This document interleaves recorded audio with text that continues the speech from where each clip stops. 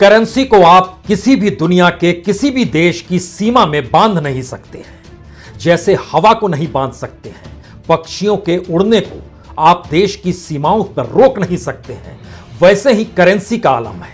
समूची दुनिया उस बाजार व्यवस्था के तहत चलती है जिस बाजार व्यवस्था में जिसके पास सबसे मजबूत करेंसी है वो सबसे ताकतवर है। भारत अगर दुनिया के बाजार में कच्चा तेल खरीदने जाता है तो वह रुपए से नहीं खरीदता है, वो डॉलर से खरीदता है। और डॉलर के मुकाबले अगर रुपया कमजोर हो चला है तो हमको और महंगा तेल मिलता है। दुनिया के तमाम बैंकों में, उसमें स्विस बैंक भी है, भारत के बड़ी तादाद में लोगों की ब्लैक मनी है। वह ब्लैक मनी रुपए के शक्ल में कमाई जरूर गई होगी, लेकिन वह रुपए की शक्ल में उन बैंकों में जमा नहीं है। वो कहीं डॉलर है, कहीं पौंड है, कहीं यूरो है, क्योंकि इनकी ताकत रुपए की तुलना में कहीं ज्यादा मजबूत है। और दुनिया के किसी भी देश में डॉलर हो, पौंड हो, यूरो हो, ये चल जाएंगे, लेकिन रुपया नहीं चलेगा। तो इसकी ताकत का एहसास इसी से हो सकता है कि 2018 में रिजर्व बैंक ऑफ इंडिया यानी भारतीय रिजर्व बैंक, जो क्रिप्टो करेंसी का विरोध कर रहा था, 2 बरस के बाद मार्च 2020 में जब सुप्रीम कोर्ट ने कहा कि क्रिप्टो करेंसी के विरोध करने का क्या मतलब है, आप कोई नियम कायदा कानून बनाइए और उसके बाद क्रिप्टो करेंसी का जिक्र कीजिए। तो मार्च के महीने में ही, यानी बीते बरस मार्च के महीने में ही आरबीआई ने कहा हमारी सहमति है और हम अपना कानून बनाएंगे। और अब स्थिति ऐसी आ गई कि देश की संसद के शीतकालीन सत्र में, जो 29 तारीख यानी इसी 29 नवंबर से शुरू होने जा रहा है, बकायदा क्रिप्टो करेंसी और डिजिटल करेंसी को लेकर एक सरकार बिल लाने वाली है। इस बिल का मतलब यही है कि इस देश में वर्चुअल इकोनॉमी का राज होने वाला है। वर्चुअल इकोनॉमी का मतलब बहुत साफ होता है, वो आपको रुपए की शक्ल में नहीं मिलेंगे, वो आपको सिक्के की शक्ल में नहीं मिलेंगे, वो वर्चुअल होंगे, जो सीधे ऑनलाइन होगा। यानी आप इंटरनेट के जरिए अपने तौर पर आपके पास कितना पैसा है, कैसे ट्रेडिंग हो रही है, यानी बीच में कोई नहीं होगा। उस रुपए का हिसाब किताब सरकार अपने तौर पर रखेगी। अब यहां पर सबसे बड़ा सवाल भारत को लेकर शुरू होता है, क्योंकि संसद के इस शीतकालीन सत्र में सिर्फ डिजिटल इकोनॉमी या क्रिप्टो करेंसी को लेकर बिल नहीं आ रहा है, बल्कि इस देश के बैंकों को बेचने को लेकर भी बिल आ रहा है। यानी सरकारी बैंकों को प्राइवेटाइज किया जाए, इसको लेकर भी सरकार बिल लाने वाली है। इसके मतलब क्या है?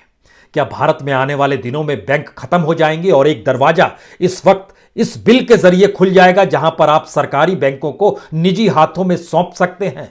यकीनन रास्ता खुल जाएगा। तो इस देश में जब बैंक ही नहीं बचेंगे तो फिर इतने बड़ी तादाद में तकरीबन 14 लाख बैंक कर्मी करेंगे क्या? उनके पास कोई काम नहीं रहेगा क्या? यह सवाल तो बैंक के मर्जर के वक्त भी उठना चाहिए था और उस वक्त भी सोचना चाहिए था। लेकिन कहते हैं जब करेंसी की ताकत सुनामी की शक्ल में अंतर्राष्ट्रीय बाजार को प्रभावित करने निकल पड़ी हो, तो आपके पास भी क्या रास्ता बचता है अगर आप स्वावलंबी नहीं है, आत्मनिर्भर नहीं है। जो बिल लाया जाने वाला है, पहले उसकी शक्ल को देख लीजिए, क्योंकि 26 बिलों का जिक्र है इस शीतकालीन सत्र में रखा जाएगा।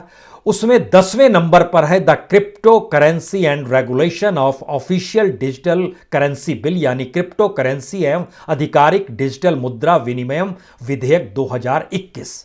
इसके भीतर बहुत साफ तौर पर लिखा गया है कि आरबीआई द्वारा जारी डिजिटल करेंसी को कानूनी जामा पहनाया जाएगा, यानी निजी क्रिप्टो करेंसी पर प्रतिबंध लगा दिया जाएगा।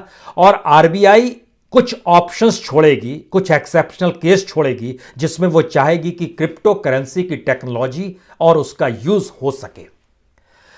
यानी वर्चुअल करेंसी को लेकर सरकार की सहमति है, ये पहली लाइन में बात सामने आ गई। अगर इसके हूबहू सरकार के शब्दों को सुनना चाहते हैं तो इसको ऐसे समझिए कि to create a facilitated framework for creation of a official digital currency to be issued by RBI, यानी ऑफिशियल डिजिटल करेंसी सरकार जारी करेगी आरबीआई के जरिए। अगली लाइन कहती है the bill also seeks to prohibit all private cryptocurrencies in India. However, it allows for certain exceptional to promote the underlying technology of cryptocurrencies and its uses. सरकार की सहमति भी है। इसके बाद जो 12वें नंबर बार बिल है वो बैंकिंग लॉ अमेंडमेंट बिल है। इस बिल में बहुत साफ तौर पर लिखा गया है कि हम जो बिल ला रहे हैं वो 1970 का जो अमेंडमेंट बैंकिंग कंपनीज का जो acquisition and transfer of undertakings था 1970-1980 का, और जो incidental amendment of banking regulation act 1949 था, उसके कॉन्टेक्स्ट में हम यूनियन बजट जो 2021 का ले आए थे उस संदर्भ में अब हम regarding privatisation of 2 public sector bank, 2 public sector bank का जो हमने बजट में जिक्र किया था जिसको हम प्राइवेट सेक्टर को देना चाहते हैं, उस दिशा में हम विधेयक लाएंगे, उस पर मोहर लग जाएगा। तो बैंक वाले तो पहले सोचना शुरू कर दें कि उनके साथ आने वाले वक्त में क्या होने वाला है, क्योंकि इस देश में बैंक कर्मियों की तादाद तकरीबन 14 लाख के लगभग में है। ऐसा नहीं है कि सरकार के जहन में यह अचानक आ गया, सरकार की नजर दुनिया के बाजार पर होती है। क्रिप्टो करेंसी की दस्तक यूं ही शुरू नहीं हुई है इस देश के भीतर में, और जो ये सोच रहे हैं कि जो अलग अलग क्रिप्टो करेंसी इस देश में चल रही थी, अलग अलग शब्दों, अलग अलग जरिए, चाहे वो बिटकॉइन का जिक्र अपने तौर पर आप कर लीजिए, चाहे जब आपने शेयर बाजार में कल जब ऐलान हुआ तो उसका जिन लोग असर पड़ा, जिस भी क्रिप्टो करेंसी की अलग अलग एस्पेक्ट्स पे, उस पे मत जाइए। अभी खाली समझिए कि वर्चुअल दुनिया इस देश में कैसे आने वाली है।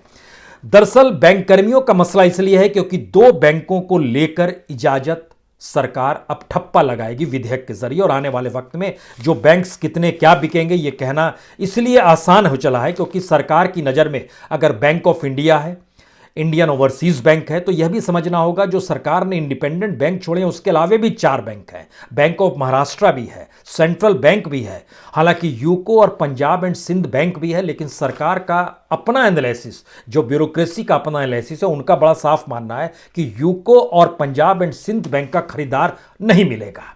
उसकी बुक जो है बहुत खराब हो चली है, और बुक खराब होने की वजह एनपीए सबसे बड़ा कारक होता है, और उसके ऊपर जो बोझ होता है उसको कोई दूसरा खरीदेगा नहीं। लेकिन सवाल ये नहीं है कि बैंक ऑफ इंडिया बिक जाएगा, इंडियन ओवरसीज बैंक बिक जाएगा, और आने वाले वक्त में जो डॉट हाउसेज हैं जो बिकने की कतार में है उसमें बैंक ऑफ महाराष्ट्र भी और सेंट्रल बैंक भी है।